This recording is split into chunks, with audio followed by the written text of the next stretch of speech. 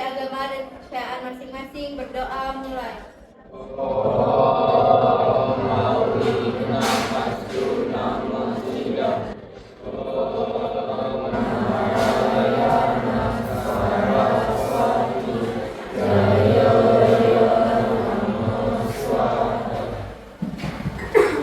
Ya, sudah tangan dulu semua anak-anak ya.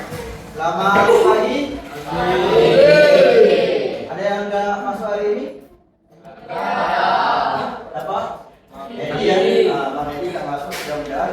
Kalau sakit, mudah-mudahan cepat sembuh. Kalau izin, ya kita maklumi ya karena ada kegiatan upacara adat atau upacara lainnya di rumah. Kali ini Bapak akan menyampaikan yaitu materi tentang coding dan KA atau disebut dengan kecerdasan artifisial. Mengapa kok kita mau belajar coding sama KA atau kecerdasan artifisial? Yaitu adalah salah satu mapel tambahan di kelas 8, 9 di SMP. Penerapan KA dan coding dalam pembelajaran. Sekolah atau instansi boleh memilih salah satu. Nah, dia sebagai mata pelajaran wajib atau pelajaran pilihan dan integrasi. Nah, atau bisa diterapkan di ekstrakurikuler. Nah, kalau di SMP 8 dia terintegrasi. Di pelajaran apa Pak? Informatika. Tujuan kalian belajar coding sama kecerdasan artifisial, mengenal berpikir komputasional. Nah, udah diajarin belum di informatika berpikir komputasional? Udah ya, dari kelas 7. Nah, yang kedua, meningkatkan literasi di digital. Literasi itu apa? Membaca. Nah, yang ketiga adalah mengasah kreativitas, kolaborasi dan problem bersatu itu apa? Pemecahkan masalah. Kalian diajak memecahkan suatu masalah dengan apa? Algoritma. Benar. Menumbuhkan kesadaran dan penggunaan teknologi. Jadi kalau penggunaan KA ini kalian diajak menggunakan teknologi dengan bijak, tidak disalahgunakan. Contohnya cara gunakan banyak, seperti contohnya foto orang diedit, kalian ya? Video orang diedit pernah nggak? Sering banget kasih pertanyaan. Pernahkah kalian menggunakan aplikasi atau fitur di handphone kalian yang membuat sesuatu secara otomatis? Dalam bantuan aplikasi mengerjakan sesuatu dengan cepat. Ada yang pernah di sini? Bikin apa? Selain tadi bikin gambar? Bikin PR. PR-nya ngapain?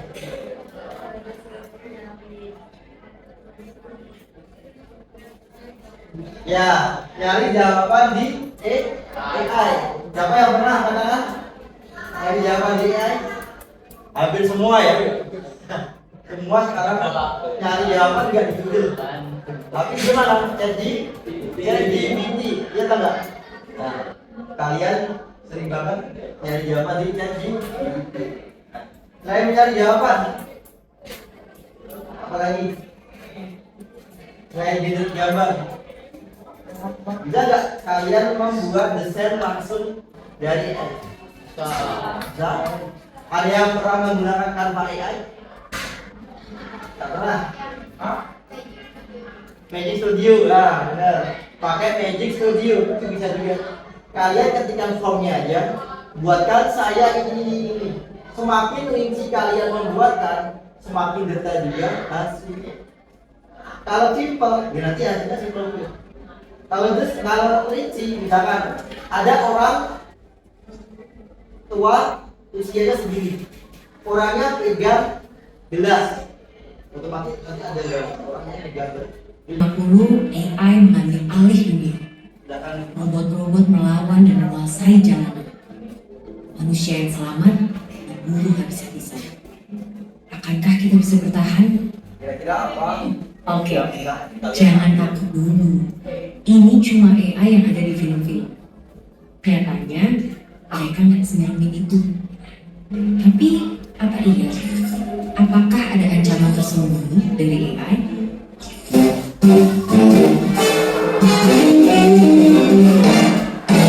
Sebelum ke situ, ayo kenalan sama mereka. Simpelnya banget, AI adalah program yang didesain untuk berpikir dan mengambil tindakan kayak manusia. Mereka bahkan bisa belajar sendiri lewat latihan yang dikasih programmernya biar bisa diajak ngobrol, ngolah informasi, sampai punya kesadaran sendiri. Berarti AI itu bulatannya siapa? Manusia, ya kan? Yang diprogram dia menyerupai manusia itu sendiri. Jadi yang menciptakan AI itu adalah manusia yang diprogram menggunakan program komputer tadi. Kreatif itu aman? Coba pikir lagi deh. Karena sekarang udah ada program yang bisa bikin gambar apapun sesuai instruksi dalam hitungan detik. Dia yang bisa bikin lagu tanpa perlu les musik, atau sampai program yang bukan cuma bisa bikin caption yang instan, tapi juga bisa nulis buku dalam 24 jam. Jadi, apakah para desainer, musisi, sampai penulis juga akan segera digusur oleh AI? Ya, AI emang bisa jadi pesaing manusia, tapi bukan berarti kita akan langsung kehilangan pekerjaan gitu aja. Karena ibarat coding atau kalkulator, AI juga alat yang diciptain untuk membantu kita. Biar pekerjaan kita lebih cepat selesai, gak makan banyak tenaga, dan menghasilin lebih banyak barang. Dan walaupun AI udah berkembang pesat, mereka juga tentunya belum bisa nyaingin kreativitas kita. Apalagi rasa simpati dan empati. Bakat-bakat inilah yang harus dilatih sama generasi muda biar bisa jalan beriringan dengan perkembangan teknologi.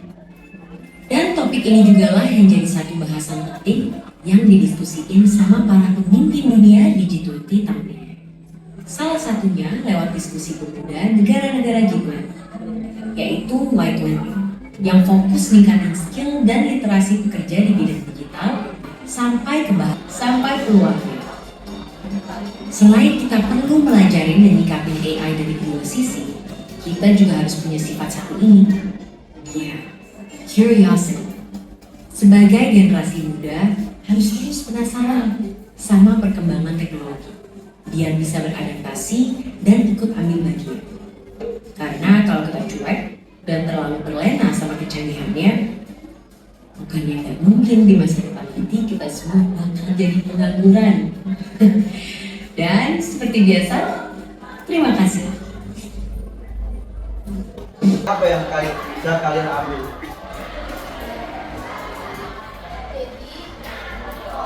Dari AI kita bisa tahu kalau masa depan bergantung sama diri kita sendiri. Iya, betul.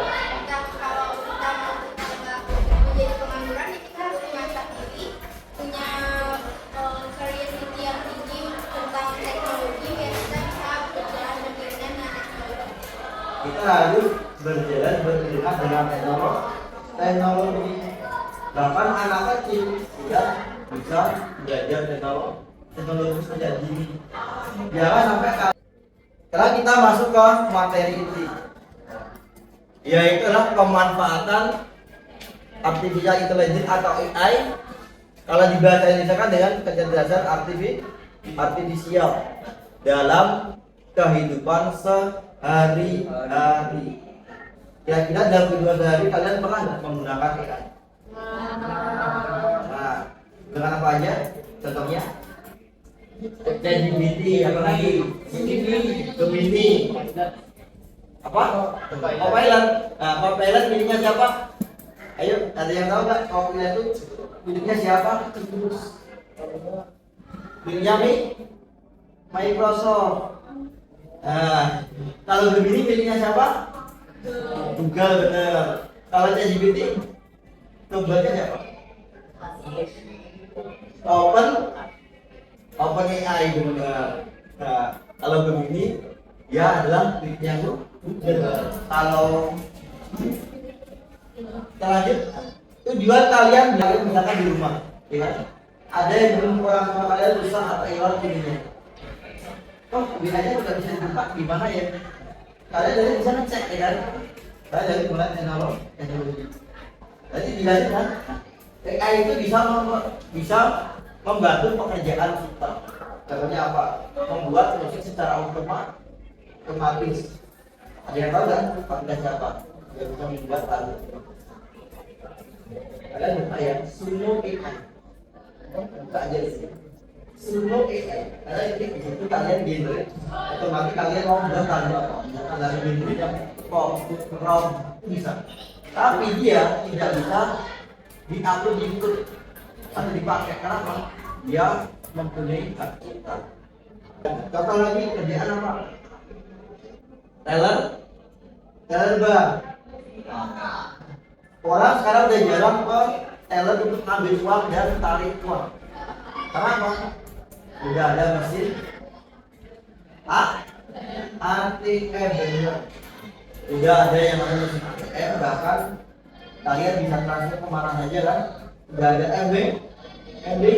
Sekarang orang ke bank itu misalkan cuma ada ATM-nya memblokir itu aja kan? Atau KA generatif, yaitu adalah cabang kecerdasan buatan untuk membuat konten seperti gambar atau video. Ini contohnya KA generatif. Yang pertama ada apa? ChatGPT. Buatan siapa? OpenAI kan dapat jelasin. Ada DALL-E, itu juga produknya adalah OpenAI juga. Google, miliknya apa? Gemini kan. Copilot Microsoft, Canva AI, ada Sora juga kan. Kalau yang warna hijau, bulat itu lambang apa? ChatGPT. Ya, ChatGPT. Sampingnya? Gemini benar. Kalau bawah? Apa? Ya benar kok. Copilot. Kalian jangan hafal ya, lambang atau logonya. Nah, kalian yang sering ada di hidup kalian kan Gemini kan biasanya kan? Kenapa? Gemini itu miliknya Google dan Android dia juga miliknya Google. Pasti dia ada bawa aja langsung. Ini udah pernah ya menggunakan ChatGPT, menggunakan Google Gemini.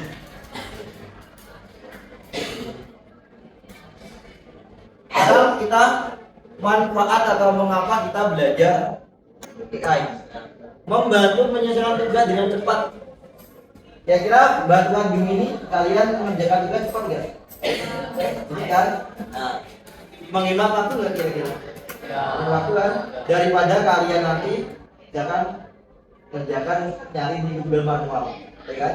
Tinggal bikin formnya aja di Gemini udah jadi. Meningkatkan efisiensi. Menggunakan dalam berbagai bidang, contohnya ada pendidikan, hiburan, bisnis dan kesehatan. Caranya apa Pak? Kalau di pendidikan, Bapak Ibu guru menggunakan AI dengan juga misalkan untuk membuat laporan, ya kan? Kalau kalian apa? Mencarinya ya apa? Hiburan, kira-kira kalau hiburan AI itu diterapkan dengan apa? Contohnya kalian kreator membuat AI membuat apanya? Editingnya bisa. Kalian bisa loh editing itu di CapCut atau di apa ya? Yang udah pro. Kalian nggak udah edit satu foto satu. Tapi kalian masukkan semua potongannya, otomatis dia bisa potongan menit berapa itu dibuat secara AI. Tapi menggunakan CapCut yang harganya mahal, sebulan aja 60.000. Bapak aja nggak perlu kok, Bapak juga CapCutnya biasa. Karena apa? Sayang banget ya. Di hiburan kalian bisa membuat caption otomatis. Pernah bikin caption nggak di Instagram? Nah, di Twitter pernah bikin caption? Di Facebook pernah? Pernah kan? Nah, itu bisa kok kalau kalian content creator membuat caption secara otomatis. Bikin captionnya panjang, dia dibuat dengan AI. Di dunia bisnis Misalkan ada riset ya, dia digunakan menggunakan AI lagi. Kita lanjut berikutnya. Hold home button kalau kalian menggunakan button navigation, atau tinggal hold indikator gesture di bawah kalau kalian menggunakan gesture navigation. Dari situ kita tinggal lingkari objek di layar untuk mendapatkan berbagai info terkait objek tersebut. Ini bisa juga dipakai untuk mentranslate suatu teks yang ada di layar. Setelah dilingkari, pilih opsi teks lalu translate. Mantap dan guna banget di berbagai skenario keseharian gue. Fitur yang sangat Kira-kira itu termasuk AI ya? Masuk AI. Nah, namanya objek eraser apa? Substitution ya. Kalau kalian di Android ada namanya Google Lens, ya. Pernah menggunakan Google Lens kalian? Otomatis kalian masukkan biar berapa kan? Nanti akan muncul semuanya infonya ya kan? Ada harganya ya kan? Ada misalkan belinya di mana? Nah, dia Pak menggunakan itu. Misalkan kalian kepo, ya kan? Ada orang pakai sepatu bagus, jalan-jalan sepatu jogging. Kalian nggak mungkin kan nanya sepatunya apa? Ya kalian nanti infonya dikeluarin, infonya benar ya. Kalian cari akun di Google Lens. Nanti akan muncul semua jenis sepatu itu. Sepatu harganya mereknya Adidas tipe ini. Itu ada semua. Misalkan namanya Google Lens. Berikutnya yang sampingnya, yaitu ada objek eraser. Fotonya ternyata kurang gitu. Pas untuk pertama-tama mari kita bersihkan dulu backgroundnya. Yang satu pilih-pilih aja nih. Dan jelek nih. Tuh, ada orang lagi di sini. Nih. Nah, kalau udah pilih semua, kita delete deh. Terus generate. Beres deh, hilang semua belakang-belakangnya kan. Nah, ini enaknya kalau misalnya ada gambar apa gitu di sini. Coba kalau begini kira-kira bagaimana ya?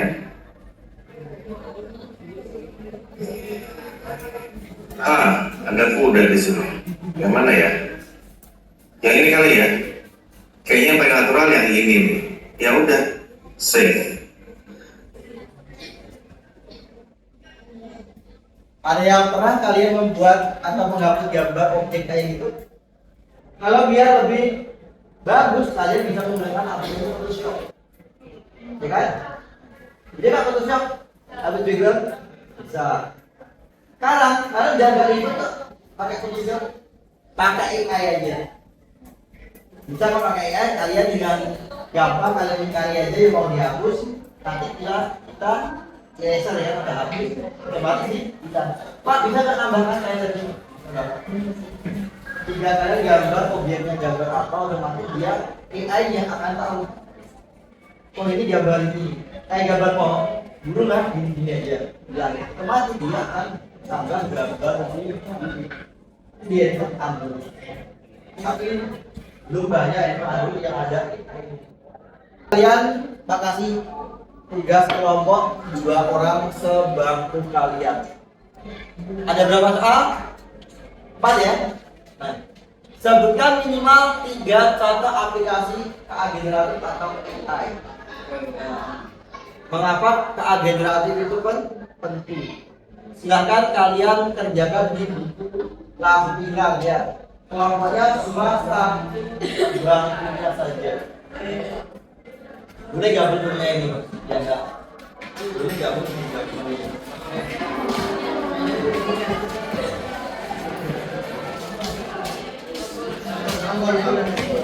Hah? Satu orang aja. Satu orang aja ya yang apa? Boleh sendiri, boleh gabung kelompok ya. Gabung, silakan gabung.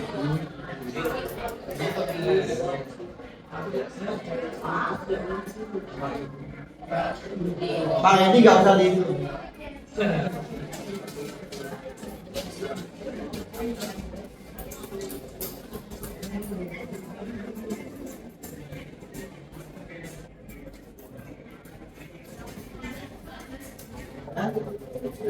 Langsung langsung jawab aja ya. Langsung jawab aja.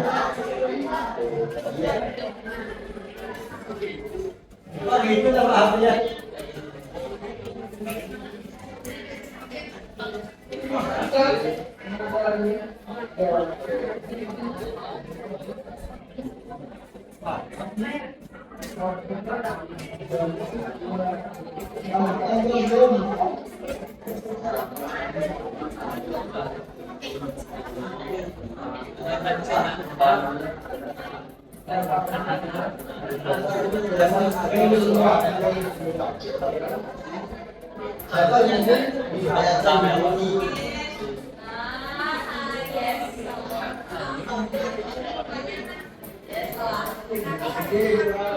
Suka sengaja.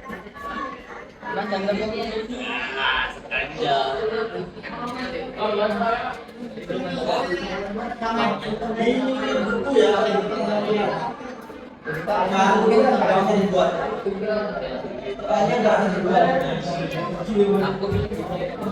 Langsung aja. Contohnya apa?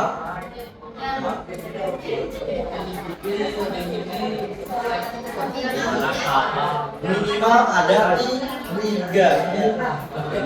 Boleh bebas.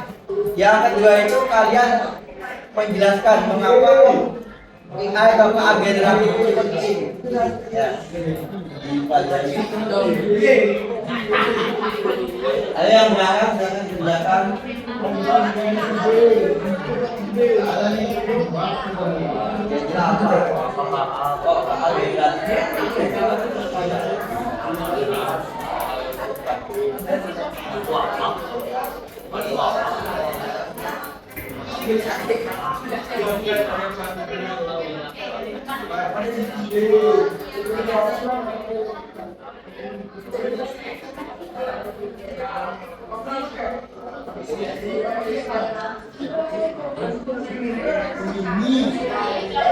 Bagus sekali.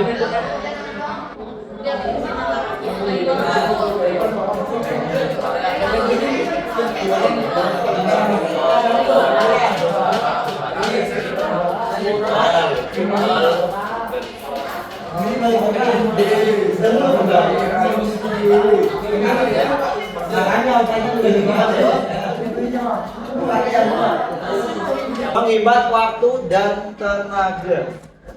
Jadi kalian misalkan membuat musik kan, gak usah memilih satu-satu.